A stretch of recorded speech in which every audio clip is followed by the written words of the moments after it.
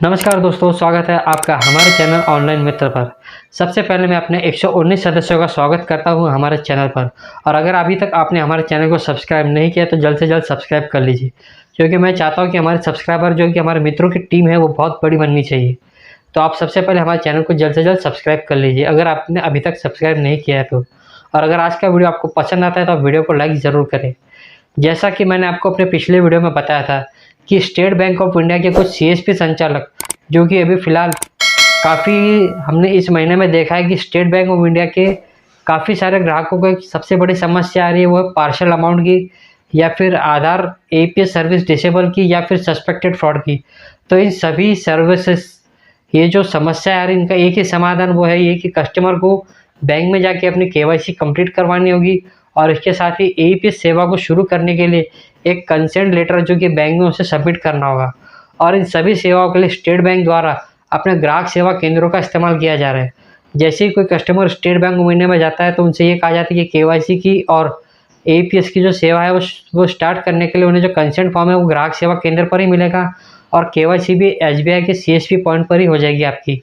तो जैसे ही कस्टमर उनके सीएसपी पॉइंट पर जाता है और वहाँ पर उसकी केवाईसी तो कंप्लीट हो जाती है, उसके बाद जो एईपीएस का फॉर्म जो है जो कि सीएसपी संचालक द्वारा उसे प्रदान किया जा रहा है, वहाँ पर सिर्फ और सिर्फ जो है एईपीएस संचालक वो ऑन अस यानी कि एसबीआई के कियोस्क सेंटर पर ही पैसे निकालने की सुविधा ग्राहक को मिले, उस पर टिक मार्क लगाकर वहाँ लिमिट डालकर वो उन्हें दे रहा है। जैसा कि अभी आप लोग जानते हैं कि अगर कोई कस्टमर आपके पास आता है तो वो 10,000 रुपये तक विड्रॉ कर सकता है, लेकिन 1 मार्च के बाद एक नई समस्या देखने को मिली कि कई सारे कस्टमर्स को जिसने अभी तक अपने बैंक से 1 रुपया भी विड्रॉ नहीं किया है, उस कस्टमर को एक बड़ी समस्या आ रही है कि जब 10,000 की धनराशि वहाँ पर पोर्टल पर डाली जा रही है तो वहाँ पर ट्रांजैक्शन लिमिट का एक एरर देखने को मिल रहा है। और इसमें कुछ कस्टमर्स का जो पैसा है वो तो ईजिली निकल जा रहा है, लेकिन 10,000 नहीं दोस्तों, 9,000 रुपये की धनराशि उस ग्राहक के अकाउंट से निकाली जा सक रही, लेकिन 10,000 पूरे हम नहीं निकाल पा रहे। और इसके अलावा एक और समस्या भी देखने को मिली कि स्टेट बैंक ऑफ इंडिया की तरफ से काफ़ी सारे कस्टमर्स का एईपीएस सर्विस जो है वो डिसेबल कर दिया गया है, जो कि एनपीसीआई के ऑर्डर के अनुसार उन्हें मिला है। तो इसका मतलब अब जो कस्टमर चाहेगा कि भाई मेरा पैसा निकालने की सुविधा मुझे मिले, उसी कस्टमर को एईपीएस की सेवा उसे दी जाएगी। इसके अलावा बाकी जितने भी कस्टमर हैं उन्हें ये सेवा नहीं दी जाएगी। तो मैं एक सवाल पूछना चाहता हूँ एनपीसीआई से और बैंकों से कि जो कस्टमर पेंशन है, जो वेस्ट मतलब जिन कस्टमर्स को पेंशन मिल रही है उनकी उम्र क्या होगी? कम से कम 70 साल 75 साल, वो लोग ठीक से चल नहीं पाते, उनके स्वास्थ्य की उन्हें समस्या होती है और ऐसे में वो कस्टमर अपना घर छोड़ के बैंक में किस तरह आ पाएंगे? मेरे पास पहले कई कस्टमर आते थे, जैसे मेरे पास एक लेडी आती थी, उनकी उम्र तकरीबन 70-75 साल के आसपास रह गई और वो स्वास्थ्य के हिसाब से थोड़ी बीमार रहती थी, मतलब ठीक से चल नहीं पाती थी। ऐसे में उनके परिवार वाले मेरे सेंटर पर उन्हें लाते थे पैसा निकालने के लिए, क्योंकि वो एक गवर्नमेंट एम्प्लॉय थी और उन्हें सरकार द्वारा पेंशन प्राप्त होती थी उनके सेंट्रल बैंक के अकाउंट में। लेकिन आप सभी लोगों को पता है कि सेंट्रल बैंक और बैंक ऑफ बड़ौदा का एईपीएस की सेवा काफ़ी समय से बंद है, जिसके कारण अब वो लोग अपना पैसा एईपीएस के माध्यम से नहीं निकाल पा रहे। और ऐसे में वो कस्टमर बेचारे, उनकी अब सेहत काफ़ी अधिक ख़राब है, ऐसे में चलना तक उनके लिए काफ़ी कठिन है।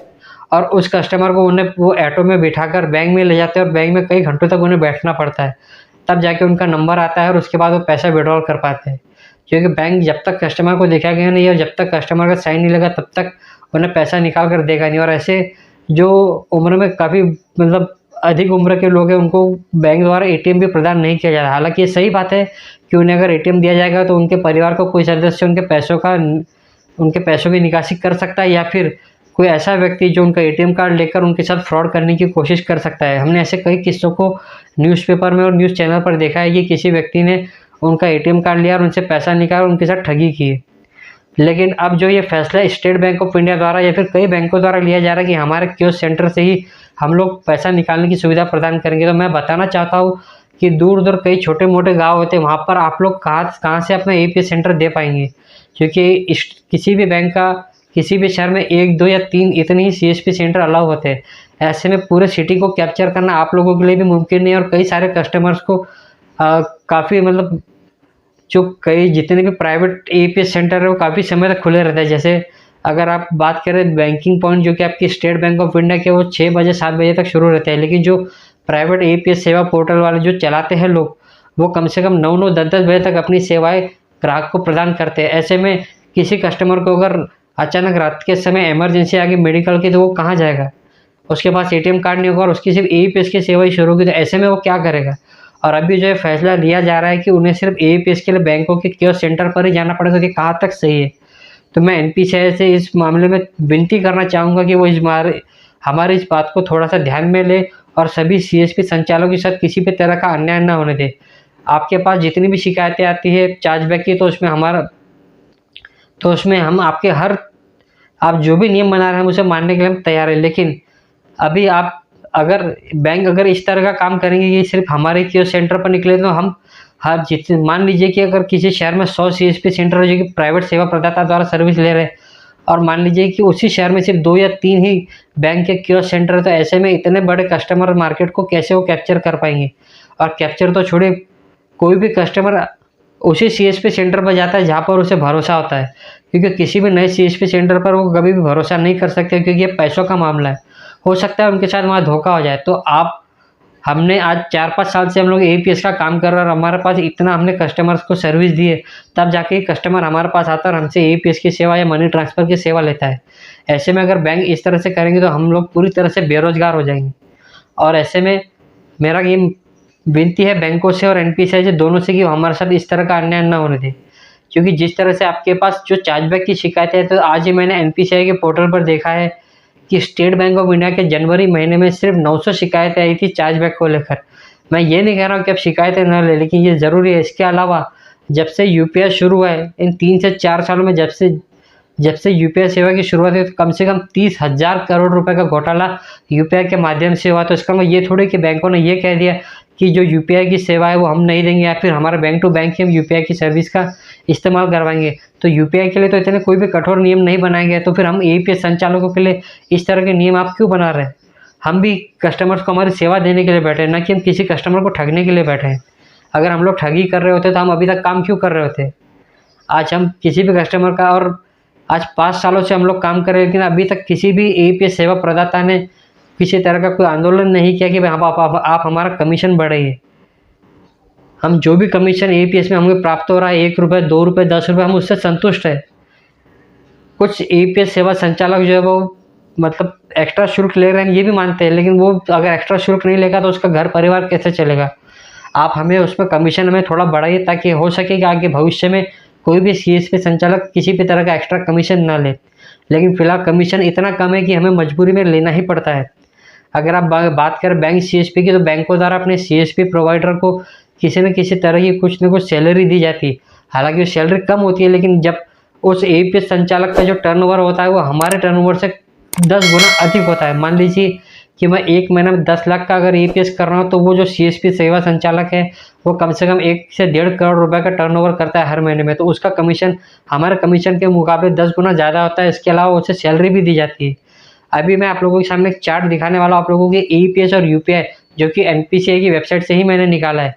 और इस वेबसाइट में आप लोग देखेंगे कि कितने जो चार्जबैक की शिकायतें हैं वो यूपीआई के माध्यम से कम 24,000 शिकायतें एनपीसीआई को यूपीआई के माध्यम से प्राप्त हुई है, जबकि एईपीएस की शिकायतें स्टेट बैंक ऑफ इंडिया मात्र 900 है। मैं ये नहीं कहूँगा कि अब उन 900 शिकायतों को निरस्त कर दे या ऐसी कोई शिकायत ले नहीं। अगर किसी ग्राहक के साथ गलत होता है तो शिकायत लेने का आपको पूरा अधिकार है। मैं चाहता हूँ कि आप नियमों को कठोर बनाइए, लेकिन कम से कम हमारे साथ इस तरह का अन्याय न करें कि सभी एईपीएस सेवा संचालकों का कोई भी काम हो ना पाए।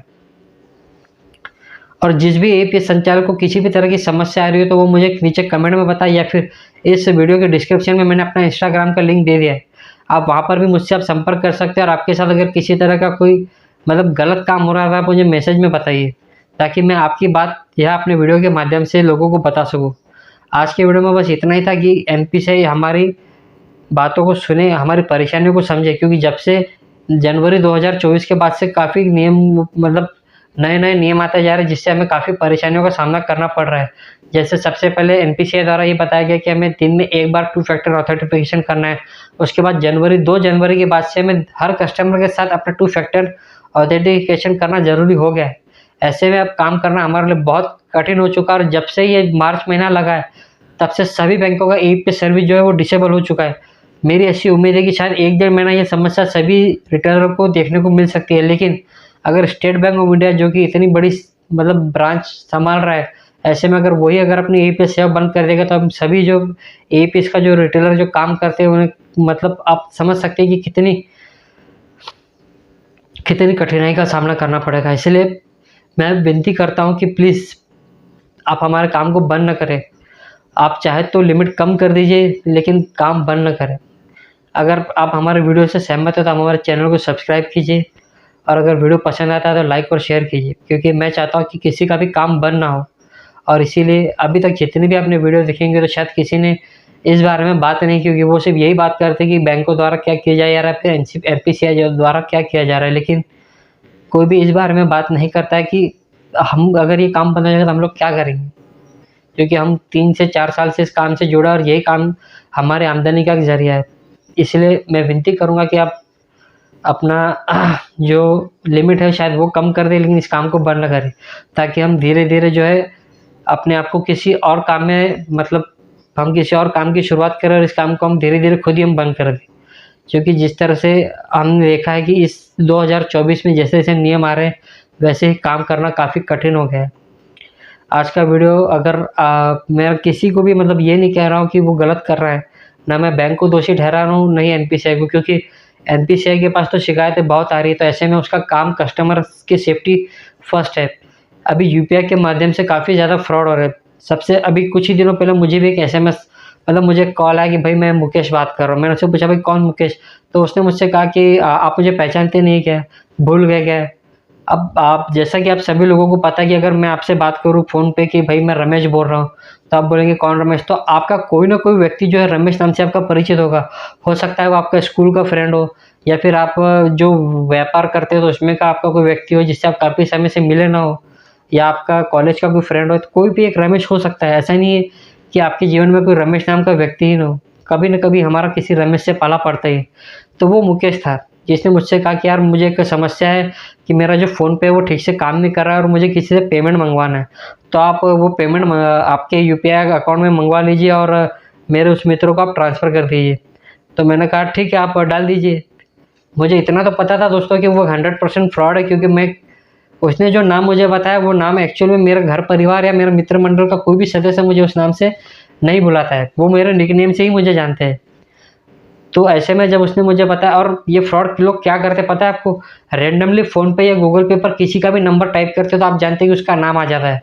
तो ऐसे में वो आपको फ़ोन करेंगे, अरे हाँ रमेश, अरे मुझे पहचाना नहीं क्या, मैं मुकेश हूँ, तुम देवेंद्र ही बात कर रहे हो ना? तो वहाँ फ़ोन पे पर जब आपका नाम देवेंद्र शो करता है तो आपको उसी नाम से बुलाएगा। जबकि आपके जो जानने और परिचित व्यक्ति है वो आपको अपने निकनेम से काफ़ी लोग जानते होंगे। जैसे आप अगर किसी दुकान के ओनर है तो आपको उस दुकान के ओनर के नाम से कुछ लोग आपको जानते होंगे, या फिर आप जिन लोगों के साथ बचपन से रहते हो तो आपको वो निकनेम से जानते होंगे, जैसे पिंटू, चिंकू। तो ऐसा किसी भी नाम से वो जान सकते हैं। तो जनरली आपको वो लोग उस नाम से नहीं बुलाएंगे जो आपको अच्छे से जानते हैं। तो उसने उसे मेरे उस नाम से बुलाया जो मेरा फ़ोन पे पर नाम था। मैंने कहा ठीक है भाई, आप डाल दीजिए। उसके बाद जैसे ही उसने मुझे फ़ोन पे पर कोई पैसा नहीं आया, लेकिन मुझे एक एसएमएस आया जिसमें ये लिखा था कि आपके अकाउंट में 15,000 रुपये क्रेडिट हो चुके हैं। वो एसएमएस का जो स्क्रीनशॉट है वो मैं आपको अभी इसी वीडियो में दिखाने वाला हूँ, और उस फ्रॉड का नंबर भी मैं दिखाने वाला हूँ। उसके बाद उसका मुझे तुरंत ही फ़ोन आ गया जैसे ही उसने मुझे एसएमएस डाला। ध्यान रखिए दोस्तों, एसएमएस डाला है, फ़ोन पे पर पैसा नहीं डाला है। उसके बाद उसने बताया कि देखिए मैंने आपको पैसा डाल दिया। आपके उसने मुझे क्या कहा कि आप क्या इस्तेमाल करते हैं, फ़ोन पे इस्तेमाल करते हैं, गूगल पे? जबकि उसने मुझे पैसा डाल दिया। फिर मैंने उससे कहा कि आपने मुझे किस पर पैसा डाला है? बोले मैंने नहीं डाला, मेरे किसी दोस्त ने डाला है। मतलब पैसे एसएमएस तुरंत आ गया और उसने तुरंत मुझे फ़ोन किया। मतलब वो हमें बेवकूफ़ समझता है। हम इतने वक्त से एईपीएस का काम कर रहे हैं, मनी ट्रांसफ़र का काम करते हैं, और वो हमें को मामू बना रहा है। तो हम क्या मामू दिखते हैं उनको? बिल्कुल नहीं। तो मैं एनपीसीआई से रिक्वेस्ट करूँगा कि ऐसे जो फ्रॉड लोग हैं उन्हें तुरंत से तुरंत पकड़ने का प्रयास कीजिए।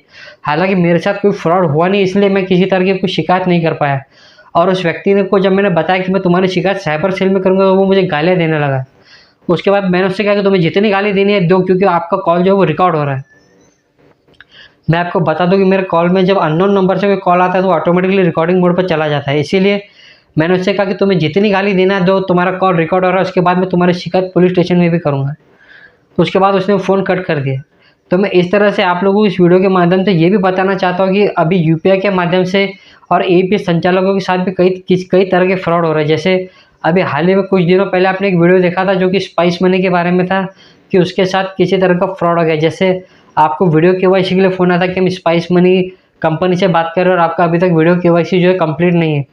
तो ऐसे में मैं आपको बता देना चाहता हूँ कि आपको अगर किसी भी आप कंपनी का काम कर रहे हो, चाहे वो स्पाइस मनी हो, पे नियर बाय हो, रैपी पे हो, फिनो पेमेंट बैंक हो, एयरटेल पेमेंट बैंक हो, किसी भी कंपनी के साथ में अगर आप काम कर रहे हैं और अगर आपको कोई व्यक्ति फ़ोन करके कहता है कि आपका केवाईसी नहीं है या आपका XYZ या कुछ भी कंप्लीट नहीं है, आपका आधार लिंक नहीं है, आपका TDS जनरेट नहीं हो रहा है, अगर ऐसी कोई भी व्यक्ति अगर आपको फ़ोन करता है तो आप उससे ज़रा भी बात मत कीजिए। और अगर आपसे वो कहता है कि हम आपकी आईडी बंद कर देंगे, तो आप बिल्कुल आपसे कह दीजिए कि आप मेरी आईडी बंद कर दीजिए, मुझे आपकी आईडी का कोई काम नहीं है।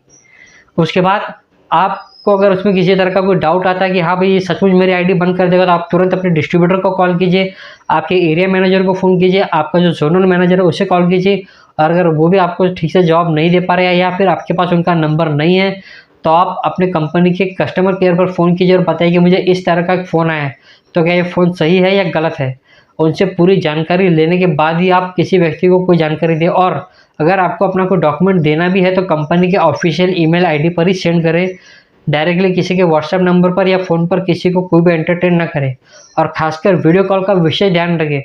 अगर आप वीडियो कॉल पर किसी भी तरह का अपना डॉक्यूमेंट शो करते हैं कि भाई मैं XYZ बात कर रहा हूँ, या आधार कार्ड पैन कार्ड आपको ना दिखाकर बता रहे कि हाँ भाई मैं ये कंपनी है, तो वो हो सकता है कि आपके APS आईडी का पासवर्ड फॉरगेट कर ले और उसके बाद आपकी आईडी में जितना भी पैसा है वो विड्रॉल कर ले।